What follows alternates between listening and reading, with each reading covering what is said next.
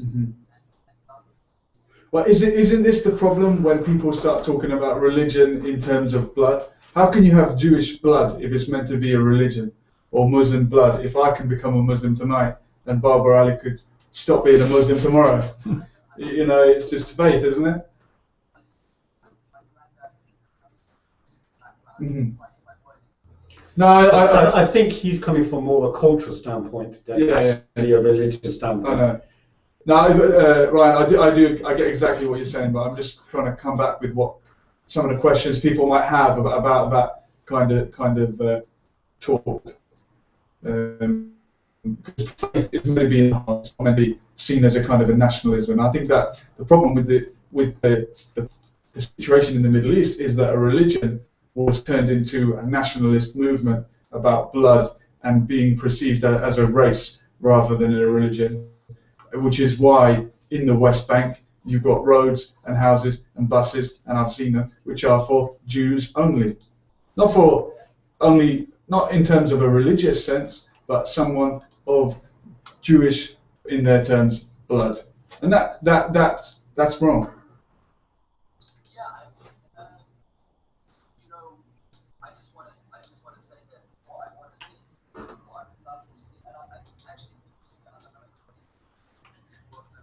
Mm-hmm.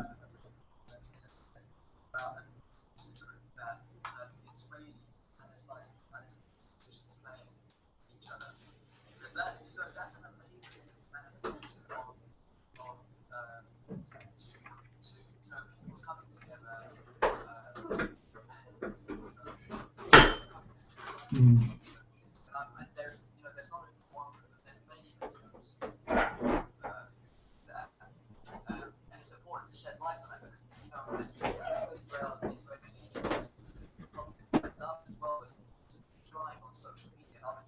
Mm-hmm.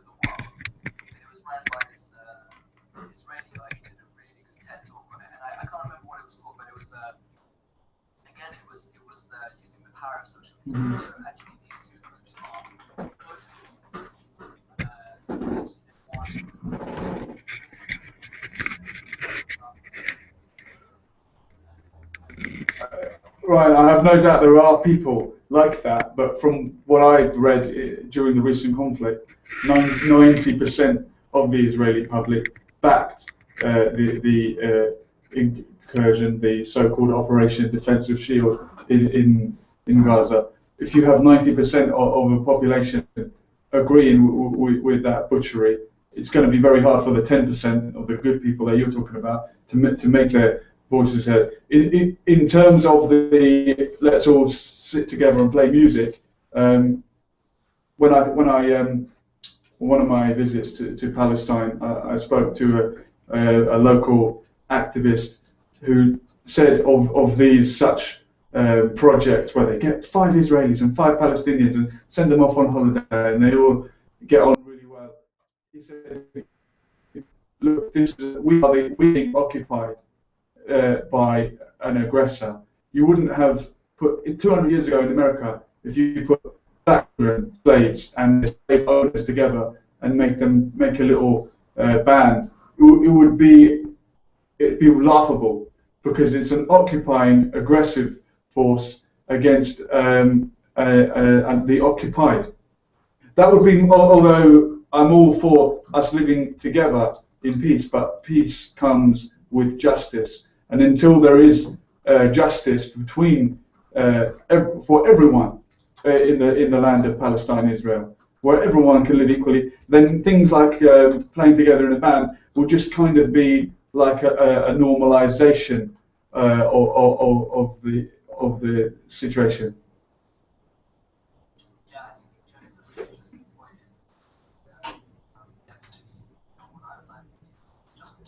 Mm-hmm. Mm-hmm.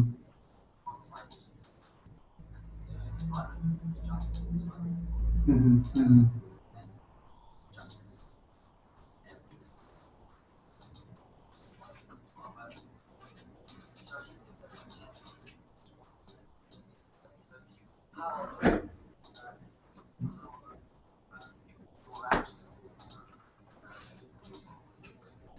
Mhm.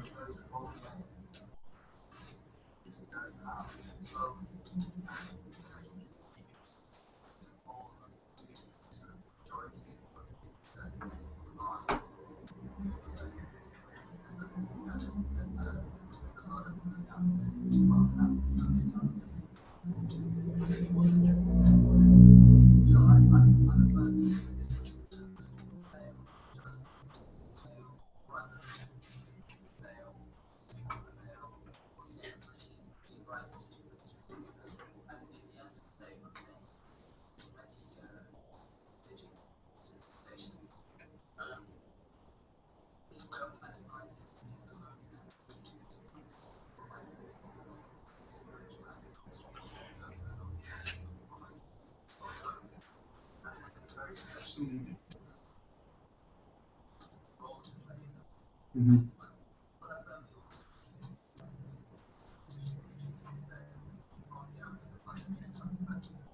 Yeah.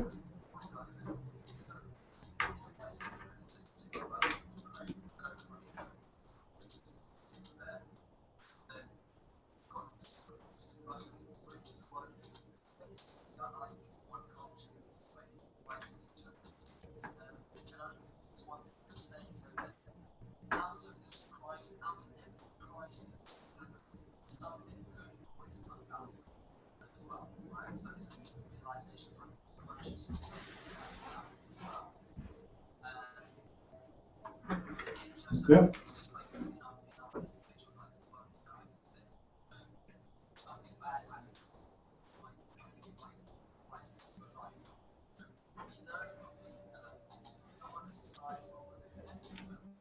Mhm.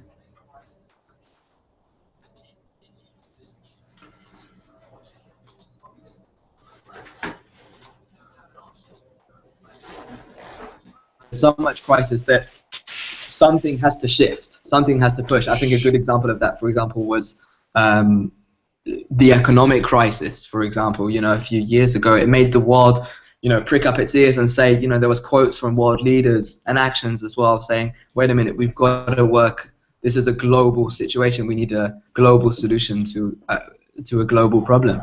Something has to give. Yeah, for sure. Could I just add something in? Yeah. I mean, you said in the beginning of, when you started off the call, you said about that you being, not political and you don't get involved with politics. Yeah. But you've mentioned throughout your whole call that you believe in peace and you believe that justice will prevail. Yeah. But how do you feel justice can prevail? I mean, do you think sacrifices need to be made for justice to prevail, or does justice just happen? It's such a good question, man. Because I mean, you've clearly stated that you prefer to sit on the fence rather than get involved. But then you're saying that the good will overcome evil. But how does that happen without sacrificing? Yeah, definitely. It's a very good question. It's a very good question, and I think it's very hard for me to. I don't have an immediate answer to that. I don't. I think it's how does justice prevail in the world? I think justice prevails maybe one way is through our individual actions as human beings every day. How do we show fairness and justice in our lives, right? To our friends, to our families, to anybody that we see around us. I think that's one way. I think that there's this one, if you don't mind sharing, there's this amazing quote. It says the betterment of the world can be accomplished through pure and goodly deeds, through commendable and seemly conduct. But who teaches man these deeds? Who teaches man, what is right and what is wrong? God. Because God. That's okay. You said it there, God. But God wants man to do the work. He wants man to sacrifice. But you yourself, you said that you don't like to get involved. No. It's so. If I can just clarify about the non-political thing, that the Baha'i faith is entirely. It's non-political in a sense that we're not involved in party politics, because the aim of the Baha'i faith is the unity of the entire human race. But how would you get the unity of the entire human race? With what system would you put in place? Because you have to put something in place to get that, right? Yeah, you do. You can't just say everybody just be good. No, exactly, and that's why in the Baha'i faith there is a very the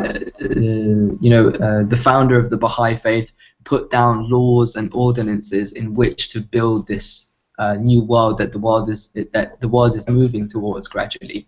But the non-political thing means that it's non-party political, but that doesn't mean that the Baha'is are not involved, for example, in the affairs of the United Nations, which are not, for example, non-party political affairs. Because if you see what I mean, the aim of the Baha'i faith is unity of mankind, then Baha'is wouldn't be able to ally with a certain political party, because the nature of party politics is in a sense one against the other.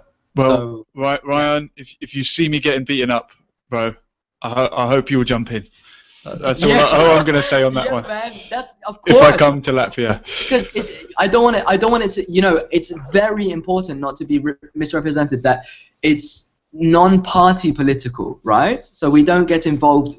A Baha'i wouldn't be a member of the Conservative or Labour government, for example, right? Nor would I. Automatically, you're it's one against the other. Whereas the Baha'i community is the aim is the unity of mankind, right? Now the way that we can bring about changes, individual and collective, right? So, like I said, on an individual level, the power of good actions, it goes a long way. Now, on a collective level, that's the Baha'i community all over the world is engaged in community building activities and working with children, with junior youth aged 11 to 14, with all ages, in society building projects at the grassroots. I'm in a neighborhood here where, for example, once a week we have devotional gatherings, prayer meetings. We come together in my neighbor's home and we say prayers. Ryan, one question. Yeah. And then we go. Scottish independence, yes or no? Yeah, man. Dude, I'm not. Come on. No. Because this. Right, we gotta leave it there. So. Right, but thank you thank you so much for getting in touch from Latvia and call again. I want an answer next time on the Scottish independence, because it may have happened next time I speak to you. Thank you. Cheers. Thank you. Cheers. So that's Ryan from Latvia. I'm slowly ticking off. Each and every country. You need to get a world map in here. Yeah, I know. We'll put one up there, and we'll just start. We'll put a little tick next to Latvia, if I can work out where it is. Brilliant, producer. Any more Skype calls? Let me know. Otherwise, I will crack on. It was a pretty interesting call. I thought it was pretty. He's a very intelligent guy, Ryan. I know him from years back. He's actually very well versed in all the situations of that. He knows about ISIS. I've talked to him about Saudi Arabia and various political situations, but yeah, he's sitting on the fence. Well, I was having a conversation with my mechanic today, and he said that it's all well that we talk about war, watch war on TV as is a form of entertainment, right? But it completely One stops second caller. when war comes to you. Yeah. Then everything changes. We're not so impartial then. Exactly. When it arrives on your doorstep. Hello, caller via Skype. What country are we going to now? Who's this? This is Hamid from Saudi Hamid, again. Welcome back to the show. And what's up, Julian? How you doing, man? Thank you so much for all your help this week. Breaking up a little bit. You're working on we are one team. You remember this? You are part of the team. Your connection is not great, Hamid. But I'm so sorry. I can just about hear you. I'll try my best. No problem. I'm living in the desert. Yeah, I know you're a Bedouin now. But I spoke to your friend Tamar, who's in Gaza, and we're going to play that clip very shortly. But is there anything you'd like to add before we go to that clip that you think we should know as a Palestinian? I just have some questions about this ceasefire in Gaza. So, what this ceasefire is about? Because until now, we lost more than 2,000 were killed. 10,000 injured. More than 16,000 houses have fallen on the people's heads. All Gaza now is destroyed. So, what we're gonna get from this ceasefire? How this will help Gaza people? Well, this is what we want to find out. This is what we want to find out, and not just the people in Gaza, but all of the Palestinians. I know, for the whole world. Do you know how this war began in Gaza? Do you have any idea about this? Well, it was Tamar explained it to me in the interview, so I have a basic grasp of it. What's your view? Okay, so about 2 months ago, there's 3 settlers. They said they were kidnapped by Palestinian people. Okay, which we find out after that those 3 settlers have died in an accident, car accident. But Israel have put them in the fridge, and they have been hitting this to use against the Palestinian. Okay, so all the settlers became very angry, and they kidnapped the kid from Jerusalem. And they burned him alive. I don't know if you. I remember. Oh, so after that, Hamas has promised Israel if the settlers not stopping this kidnapping things, because they try to kidnap more people, more kids, and have been attacked the Palestinian cities to throw rockets. Okay, but Israel didn't wait the promise to come through. They started the war Gaza.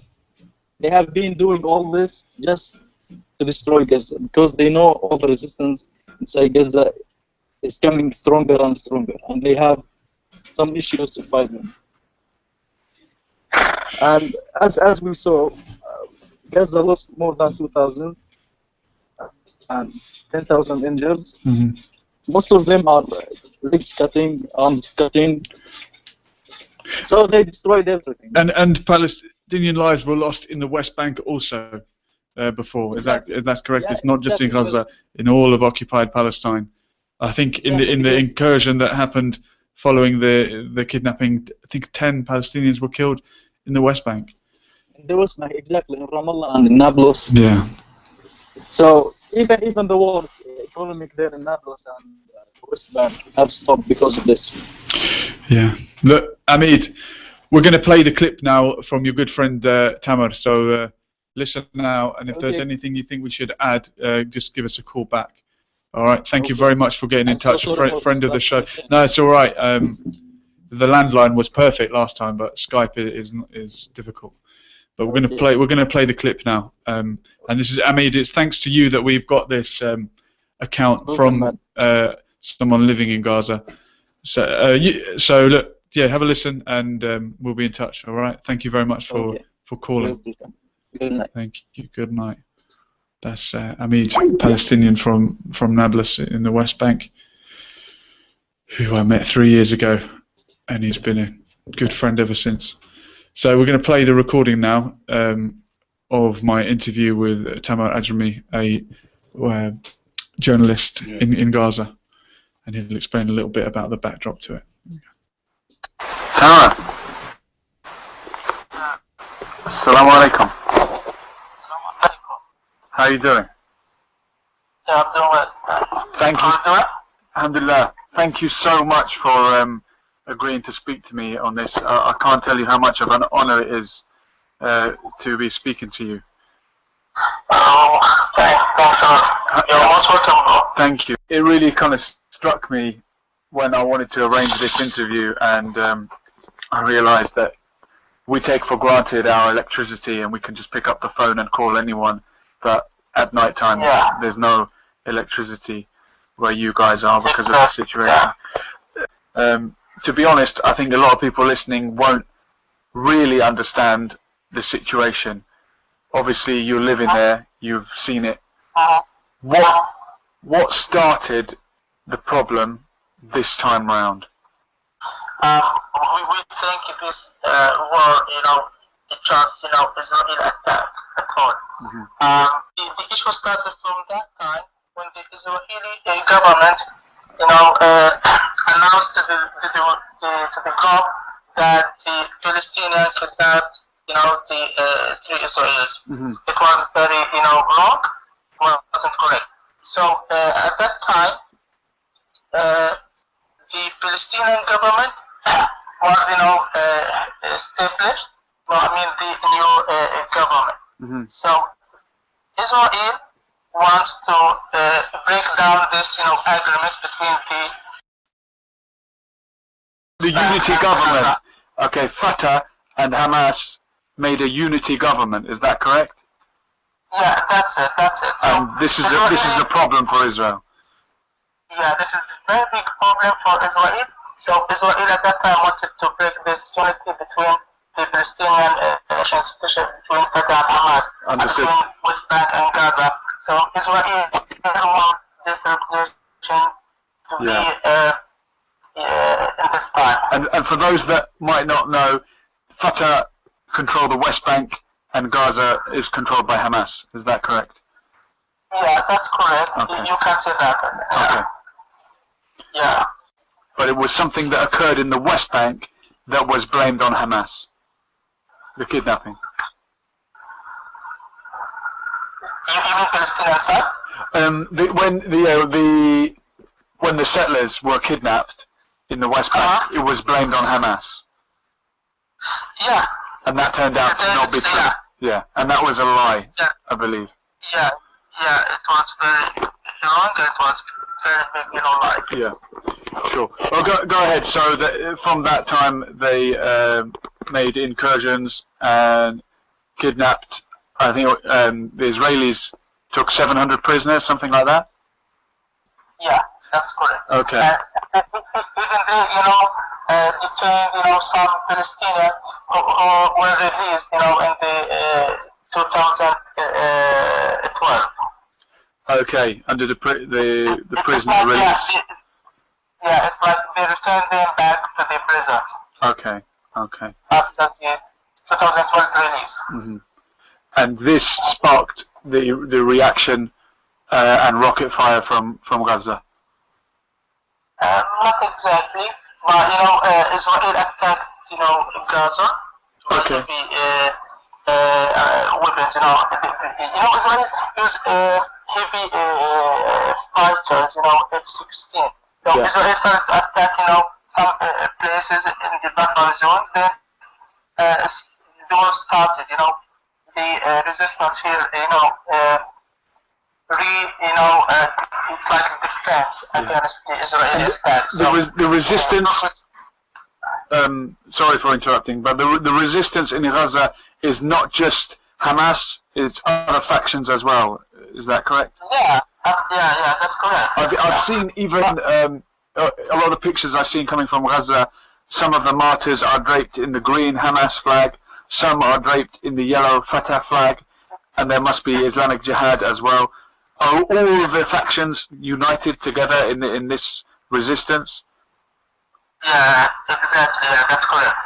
I'm glad to hear that. I'm very glad to hear that, because we only hear about Hamas, but really it's all the Palestinians together. Yeah, we are very happy of this unity. The resistance here are united against the Israeli. Why we see the internationals, all talk about Hamas. I think it's because Hamas is the big faction in Gaza, and because Al-Qassam, the military wing of Hamas, is well trained and well ready for such war. So Hamas has the big numbers of fighters and the new rockets and new missiles that they can show of in front of the world. So that's why the media talk about Hamas. Yeah, they are the strongest faction.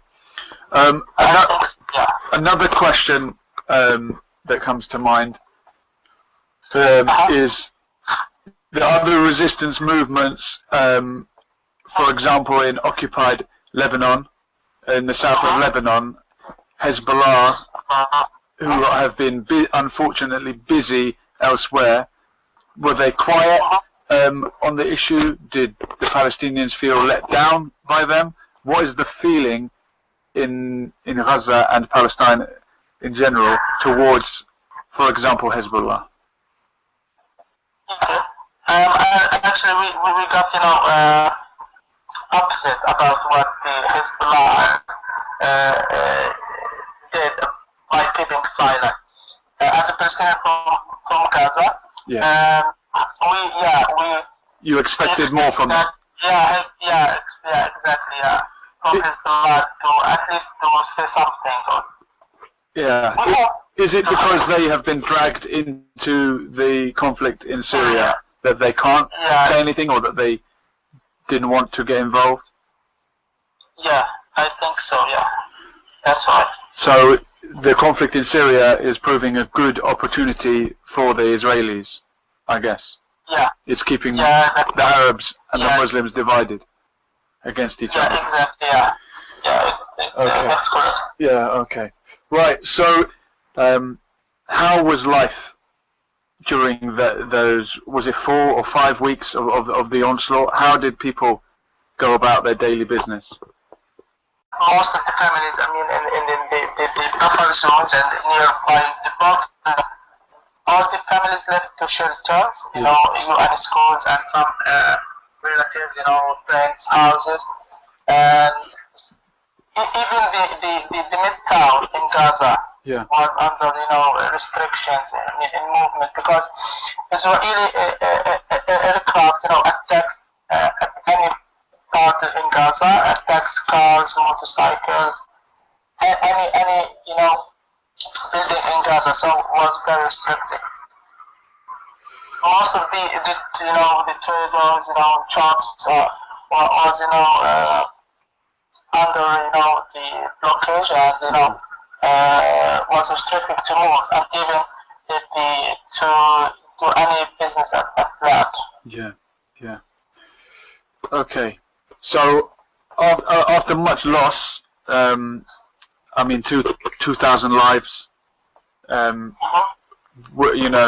People here watching that are heartbroken for the people that have lost so much. How can we talk about a victory? Because I've seen people parading and celebrating. Obviously, they're celebrating peace, and they have survived, so they are victorious in that sense.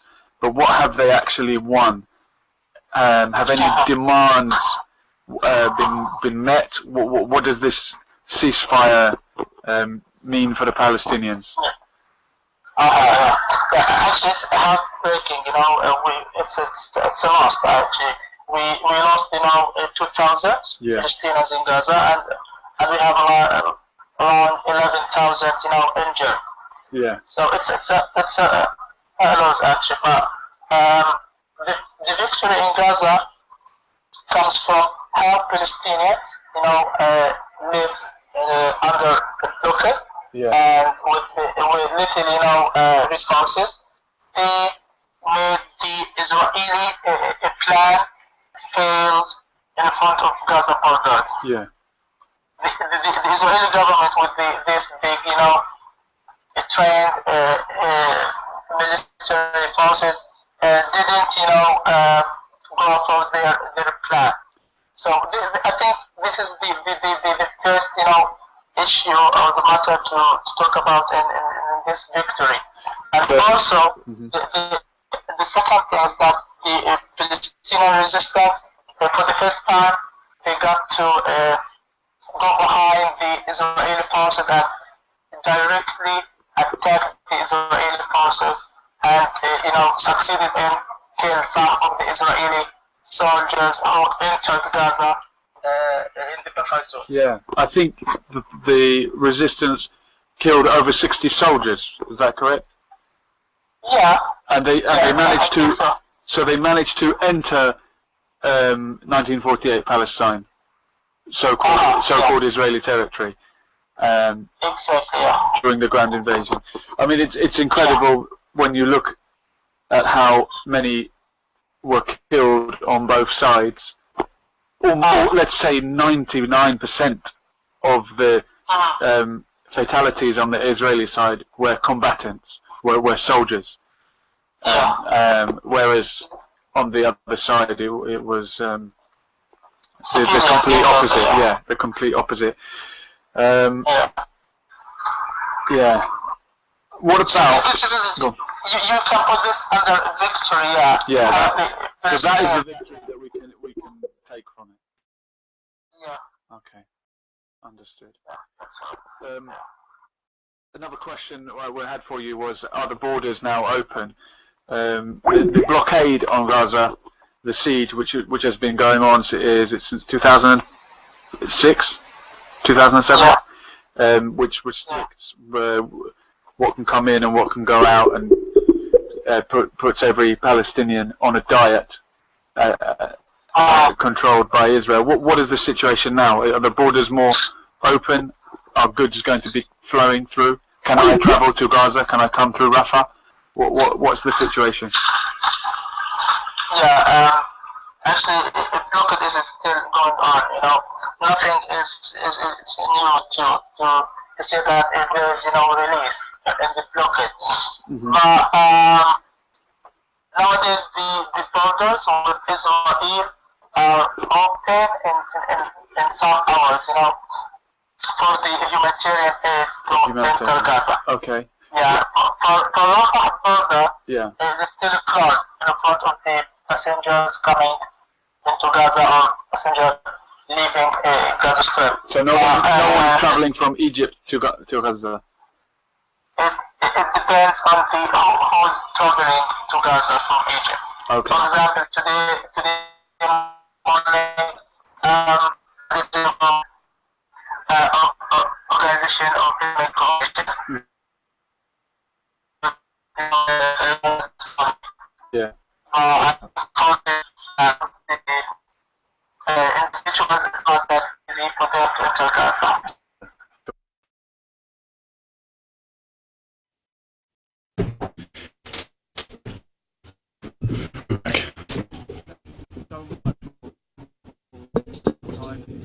An echo there, Yasser. We're back live. That's part one of my conversation with Tamer, and we'll come back to that shortly. That was the backdrop to it. I did a little bit of research in my busy week, and from my conversation, I'm going to just give kind of a few facts that people might not realise that are crucial to this situation that unfolded. The unity government that you heard Tamer mention, the agreement between Fatah and Hamas. Fatah and Hamas are the factions that the Israelis have tried to divide for years. Fatah was Yasser Arafat's party, which had popularity from the 70s and 80s through to the 90s, and the Palestinians were behind it. And then with the passing of Yasser Arafat and the failure of the agreements made by Fatah, the Palestinians, like Hamas, and the Israelis and the whole world turned their back on Hamas and said, no, you've had a democratic election, but you've elected the wrong one. The wrong people. Yeah. So the fighting between Fatah and Hamas really weakened the Palestinian resistance, but April of this year saw a pact between Fatah and Hamas, a unity government, and that is a threat to Israel, because that essentially means that Hamas have agreed to the treaties that Fatah have signed. So they're agreeing basically showing solidarity throughout the whole of Palestine. Yeah. But it also means that the whole of the Palestinian representatives accepted the European and American conditions for peace, which means that they would recognize Israel on the borders of the Green Line and renounce violence. So there is no excuse not to negotiate with Hamas. So the Israelis were looking for an excuse. And Netanyahu, what he did in 1989, Square massacre happened. Remember in China when the government, you got the guy in front of the tank protesting, and they massacred hundreds of people in Tiananmen Square. Netanyahu said, while the world was focused on that event, Israel should have taken its opportunity to expel thousands of Palestinians from their land. You know, that's the kind of opportunistic hawk like leader that you're talking about, who would use an opportunity while the world is looking at one thing, like some kind of magician. Yeah, they prey on vulnerability. Yeah. So fast forward to 2014, when the kidnappings happened, although Amid has just given us a different theory on what actually happened from the official line. But whatever you know is not Hamas have been dead almost instantly, very short after going missing.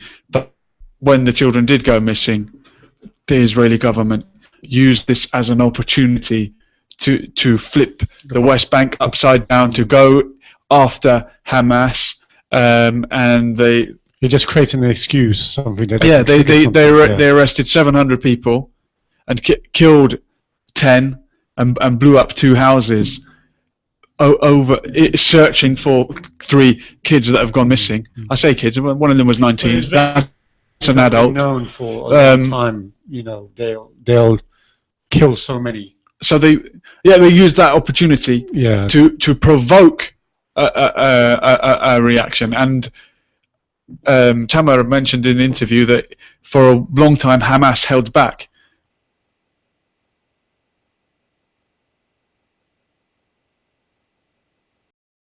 Always they want to start the clock when they want. It's like me running up to you and punching you in the face, and then when you I say, look, this man's attacking me.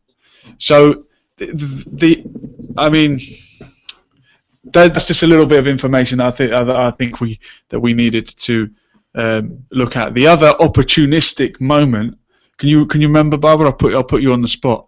During these 5 weeks, a huge event happened elsewhere, and Ryan mentioned it. Well, it's to do with what he mentioned in the Ukraine. I'm not too in touch with you. Sogi would have known. Another plane came down. Remember the second plane? Yes. In the midst of the Gaza conflict, a plane mysteriously got shot down from the same country. Yes. Maybe by another Malaysian plane. Maybe by Russia. Maybe by the Ukraine government. Maybe by Russian rebels. But while the world was focused on that distraction, Israel upped the ante yet again, and massacred. Maybe it's more. I'm not saying that. I'm not. I wouldn't rule anything out. They've got enough. But things like that. You just waiting for an opportunity. Whether you instigate it yourself or you wait for it to happen, it's still, as their motto says, by the way of deception we shall do war. You couldn't make it up. So that was the provocation, and in the closing stages, when the ceasefire was on the table and the hours and the minutes were counting down, they went all out to destroy infrastructure in Gaza and pulled down tower blocks where people are living. Never mind UN schools and all the rest of the carnage that they caused. Anyway, if you want to tell me I'm wrong, or you want to agree, there's going to be many to disagree with you. Well, the facts are there, but if you've got a different spin on it, or you want to sit on the fence, call me 011 89 660 382, and we'll discuss it on air. We're going to be a bit more recording in a moment. Feel free to call, and line you up, ready to go. Or you could send us a text. Or you could send us a text. 079067527. I'll repeat that again. It is 07909567527. So another thing that came up is regarding this water issue in Gaza, where 90% of the water in Gaza is unusable, meaning it's polluted or it's no good. It's not even good enough to bath in, basically. And what's happening is that where children especially haven't had a bath for a long time, and they're starting to get skin infections and skill-related diseases or illnesses. And it's all down to the water. Recently, I've seen, obviously, the water bucket challenge has been massive. We've on my feed. Finally, yeah. Yeah, we had to bleep that one out there, just about. So, I mean, that's dying out. I mean, it's pretty much died out. And a lot of people are doing this Gaza bucket challenge now, which obviously is in sympathy to the suffering people of Gaza where they have no water. Also, it's not only Gaza. You've got many parts of Africa. That's a bucket of rubble, right? Not a bucket of water. Yeah, a bucket of rubble. And you've got obviously many parts of Africa as well who don't have any water at all. So I don't know really. This whole AIS or ALS, was it AIS? ALS. Is it ALS? ALS, just ALS challenge. ALS. It was all fun, but I think it was more about fun than actually doing charity work. Yeah, I think what was it? I said last time, instead of doing something. Yes. You said instead of throwing the bucket of water just over you, just make sure you're standing in a bed of flowers. Oh yeah. And then it doesn't go. Then it doesn't go to waste. Watering the flowers. Yeah, they come and go, these fads. God, sometimes I feel like we're just a bunch of faddies, puppets. Trained dogs. They'll jump when Facebook tells us to do so. It's all about the hits now, isn't it? It is all about the hits. It's all about the hits. Unfortunately, we struggle to get hits, but we don't care. I'd rather get a few good ones from Saudi Arabia and Latvia than millions of morons tuning in, and that's the truth. But going back to the ceasefire, the so-called ceasefire, I want to talk about what's happening in the West Bank. I've got the Guardian in front of me. It's not front page news. It's not back page news. Page 15. US and UK condemn West Bank land grab.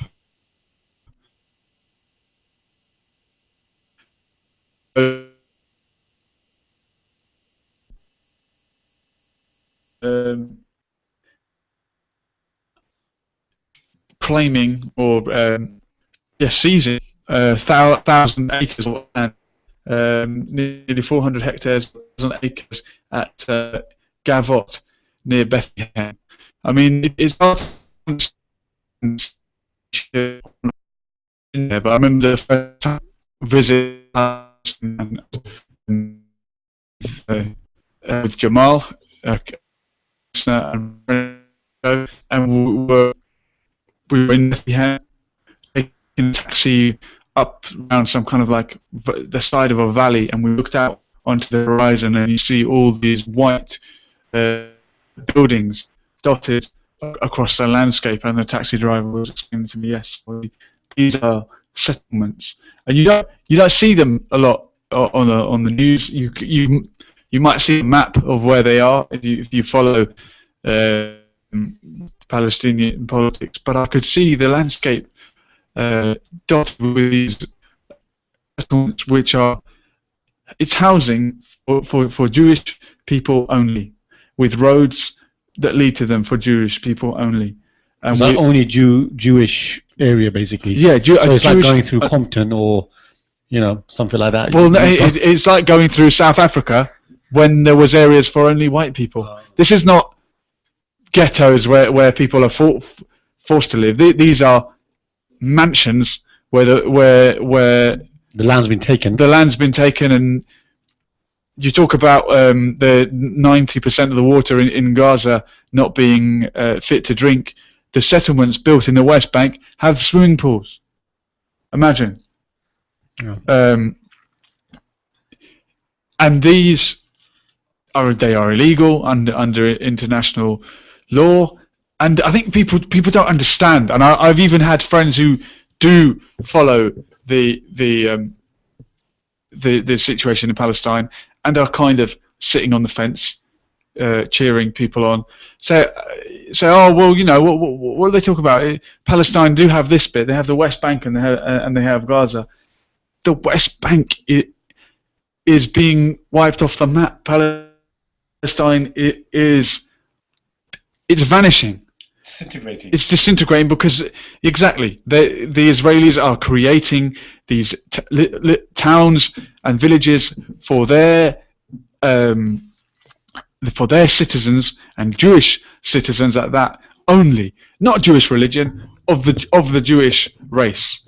And we've just had a ceasefire, but 1,000 acres of land is being seized for the purposes of building homes for only Jewish Israelis, and this is land owned by Palestinians. I'll just read from The Guardian.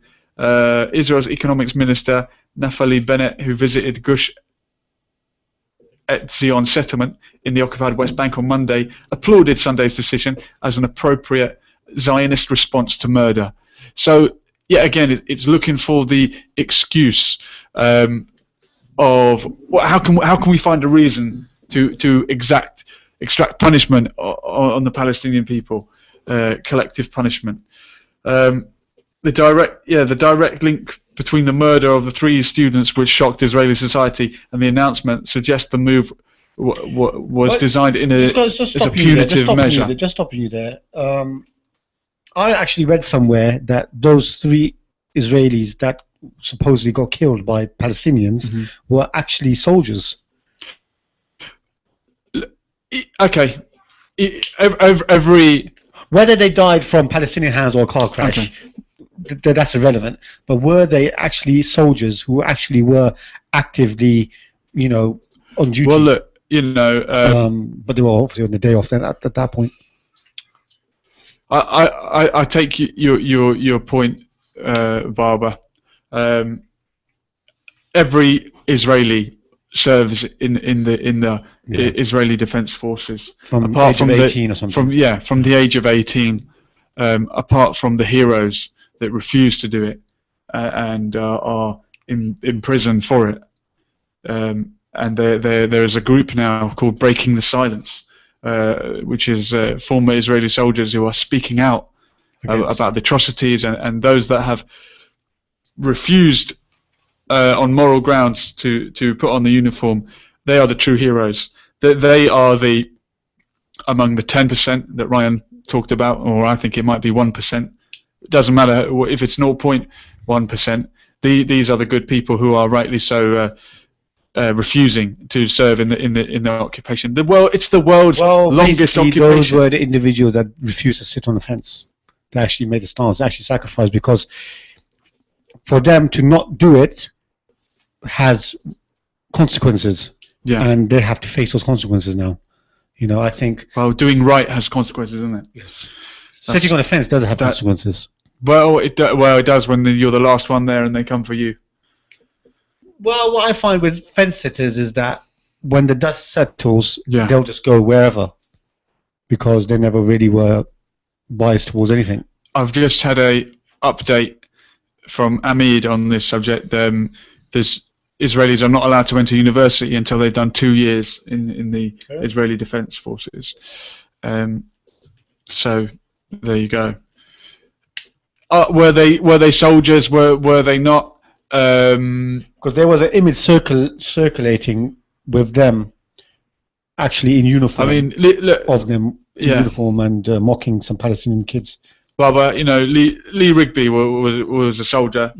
He was off duty when he was murdered, and that was wrong. if they were off duty, I'm sure it's wrong to kidnap and kill them. But really, I'm not going to condone kidnapping and killing. But no, we're not going to. Obviously, we're not going to condone the killings. What do you expect if you occupy a land for 40 years? 1967. Go 40 years. What's that? 47 years. What do you expect if you occupy that land with a brutal military force, a brutal military occupation, and you want to bring children up in that environment? One of them was armed, apparently, and yes, they will be soldiers. It's child abuse to bring a child up in that kind of environment, and I've been physically attacked by settler children in the West Bank.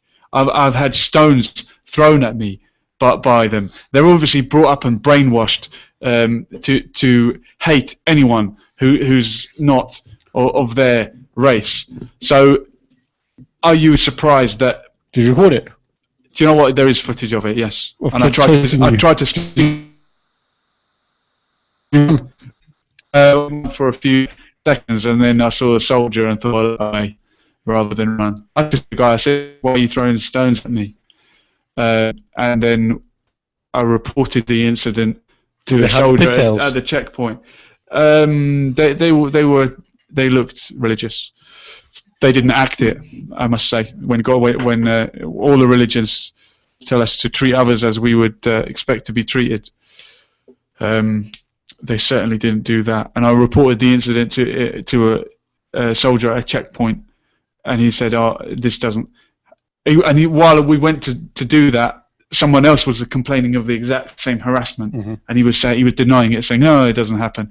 And I said, "It's just happened to us." So this is what the violent occupation will bring. Ryan said it earlier on. Violence breeds violence. Yes, it does. And when you are backed by the world's only superpower, and you've got F-16 fighter jets, you're a lot better at violence than the stone throwers and the rocket firers. Yes, the rockets. They don't have. They're not heat-seeking missiles. They're not heat-seeking missiles. No, they don't have ballistic tips. They are just makeshift weapons. They're like sophisticated catapults.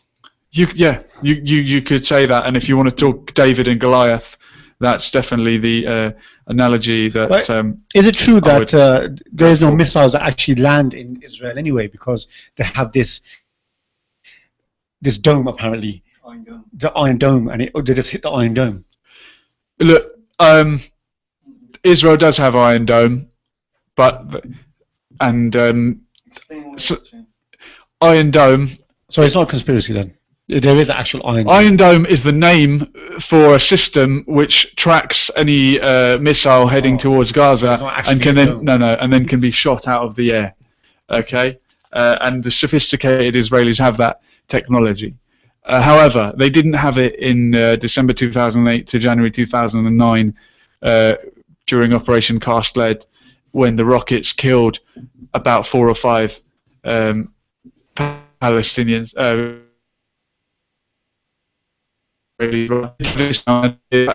killed about 5. So they don't have it. The rockets don't do you know what? The rockets are an honourable attempt at self-defense under a aggressive occupation and provocation, because the Israelis will talk about Israel has the right to defend. Well, if it drew to internationally recognized borders and stopped occupying Palestine and opened the borders for and resources and aid to enter Gaza, then if rockets came, they would be so-called defending themselves. But until that happens, it is the Palestinians who are brutally occupied against an occupation, and Israel has the duty to, has a right to defend itself. It can defend itself and its citizens by withdrawing from the occupation. It's as simple and as easy as that. But if you have a different view, or you know better, 01189660382, and yeah, let's hear it. Or if you're on Skype, you can also give us a call. Have we got any texts coming in, Bubba? What's the number? It's 07909 567 Give us a So, I mean, we could obviously talk about this all night. You know, people be talking about it for the last 40 odd as years. I said, occupied for 47 there you years. Go. So we talk about the last 40 years. We can talk about and a Nakba since 1948. What do you think, as an individual who's very passionate about this, someone who's been around a while, someone who goes out of their way and goes to protests and whatnot, and tries to create as much awareness as possible, what is the solution for you? What do you think the solution is? You know, I'm not a Palestinian, and I'm not an Israeli. The people who live between the River Jordan and the Mediterranean Sea, not a huge area, have to sort this one out for themselves. It is their choice. It is their decision. But at the moment, not everyone there is getting a decision, is getting a say in that decision. For me, what we find is Palestinians would always revert back to how it happened. And how it happened was that their land got taken away from them. So whether it's 40 years ago, 400, the fact remains that the land was taken from them. So now the Israelis are there. Okay, they created Israel. You know, they're there now. They're not going to go away. They won't go away, and the Palestinians are definitely not going to go away. So now maybe they need to come to some sort of resolution where they have to go on with it. Look, anyone has the right. In my view, anyone has the right to live in the land that they were born in. Okay, so the Israelis that are born there have a right to live there. And I don't think anyone reasonable. Well, I don't think the Palestinians would deny that either. Yes, I agree. The majority of Palestinians would acknowledge that. But many Israelis are dual citizenship, have dual citizenship. And heavy American accents. They will also be. I mean, I've met them in Abraham's grave when I entered the grave. Abraham Lincoln.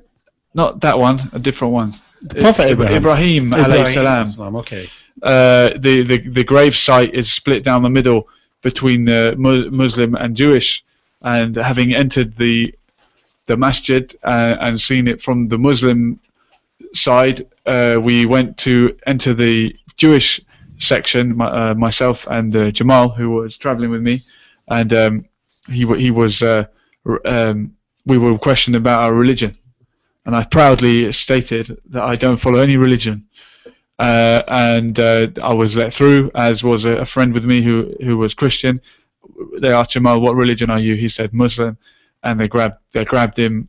A guy with a machine gun wrestled him out of the premises, and Jamal, as he told me, instinctively put his thumb over the end of the machine gun. I don't think that would stop the bullets, but you panic in the moment. So tried to put a lid on it. Yeah, exactly. Maybe he's got superpowers. I don't know. He just bent the end of the rifle. But this is what I'm talking about. Apartheid. It's all well and good to say, oh, let's all be friends and all be in a band together, Jews and Muslims. It's not like that. So I entered the Jewish side of it and put on a yarmulke, and I was engaged in conversation with a couple of I won't say worshippers, because they, as I said before, they weren't exhibiting any of the virtues you'd expect from any of the religions. But the couple of guys with thick New York accents started giving remarks of disgust when they heard the adhan coming from next door, and they said to me in a thick New York accent, you know, a lot of people are going to tell you different things when you come and visit here, but you know, this is our land. This is our land, and anybody else here, they just visit us. And it's like, how can you call them visitors when you've got a New York accent, and the people that live and born here and have been here for thousands of years? How are they the visitors or the intruders? But that is the fanaticism that is Zionism. So going back to your question, how can we come up with a solution? The obvious, just solution is one country from river to sea, called Israel-Palestine, or Palestine-Israel, one man, one vote, everyone lives equal, and we can all be in a band that day. But until then, we must not, we must boycott Israel. We must not, this must be seen as a pariah state, like apartheid South Africa was. It doesn't take a genius to work it out. You don't need to be an Einstein to work it out, although he did when he refused to accept the honorary presidency of Israel. And if former American President Jimmy Carter has worked it out and has written a book on why Israel is an apartheid state, then surely us, the likes of us, can see it for what it is, and we must turn our back on it, and we will not accept anything other than a free and independent country. But if we want to have a fair two-state solution and the Palestinians accept it, that is the Palestinians' choice, and I would back their decision. It's not our decision; it's the Palestinian people that will decide their future. There should be separate two states. Ideally, it should be one man, one woman, one vote, or Israel, Palestine, or Palestine, Israel. It is for the Palestinians to choose their destiny. If they want to accept a fair two-state solution, and one has never been offered to them, then that is their decision. But how can you have a two-state solution when the occupier is building towns and villages on your land only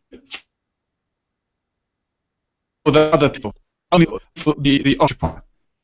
It's disgusting, but people understand it. Even clued up, intelligent people don't understand it, because someone once said to me, a good friend who was trying to understand the situation and maybe play devil's advocate to an extent, and he said, "Oh, listen, Julian, you know, from 1948 until 1967, the West Bank was occupied by Jordan." True, this is true, and the Palestinians never had a problem with that. So why do they have a problem with Israel occupying it?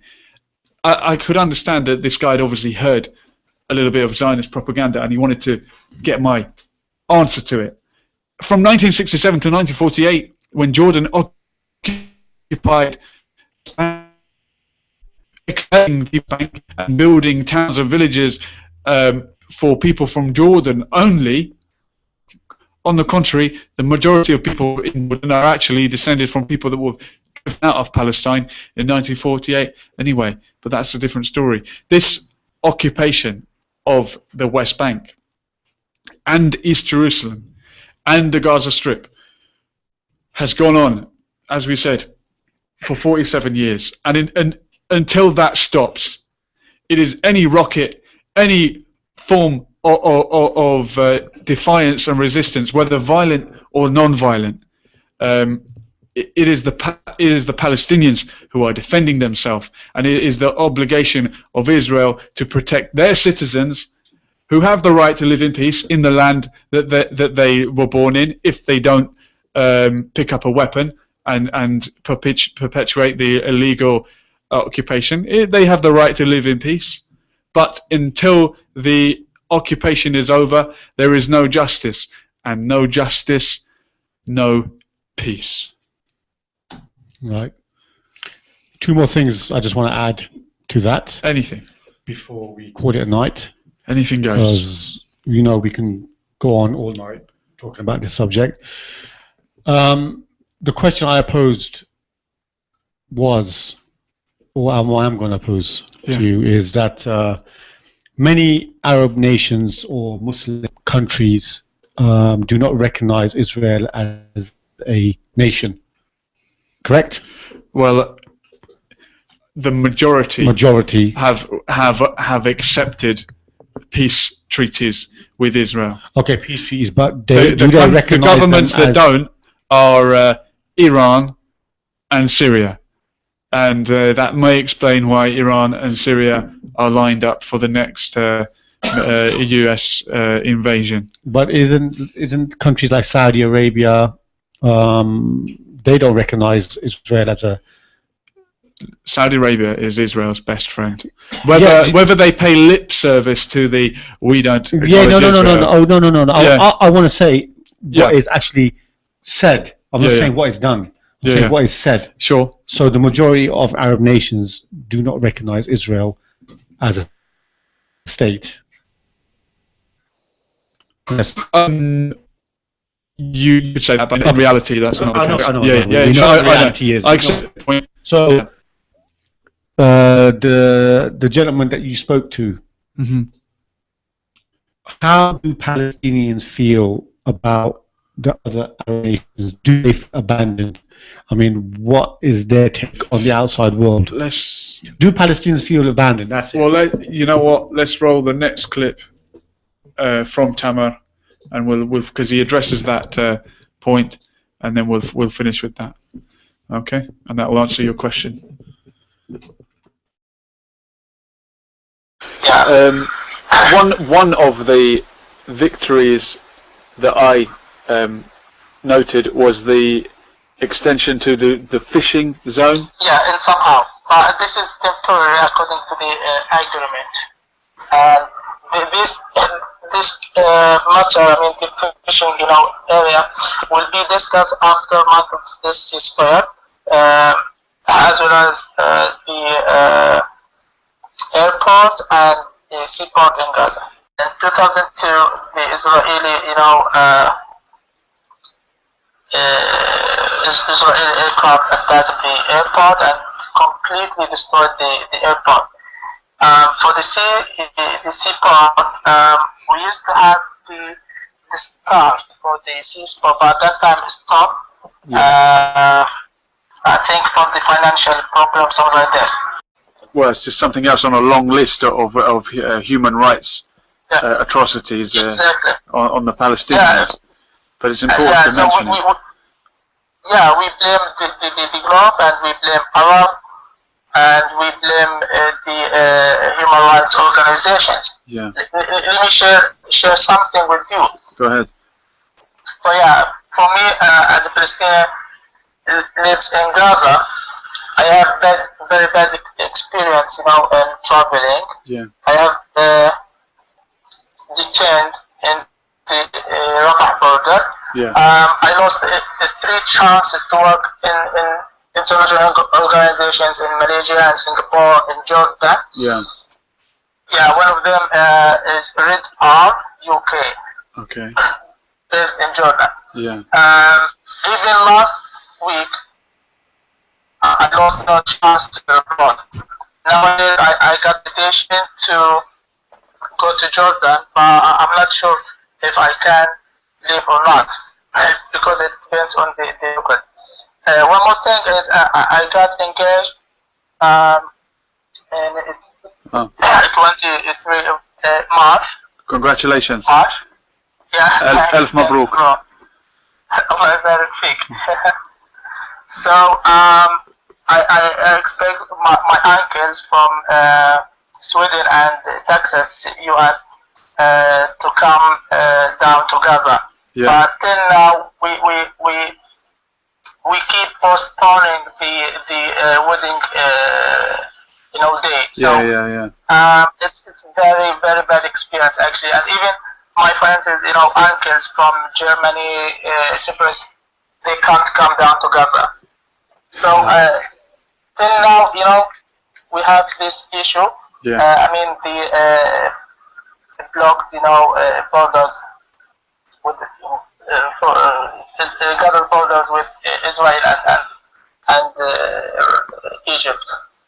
Yeah, and the Sisi government is not helping. Yeah. Did the Muslim Brotherhood help you? You mean Morsi time? Yeah. At Morsi time was very. It's like golden time actually. Really, it was a short time. Wow. Yeah. Yeah. Okay. Borders were opened. Trades were very, successful between Egypt and Gaza. I've heard that the Gaza Strip is one of the most highly educated populations in the world. Even among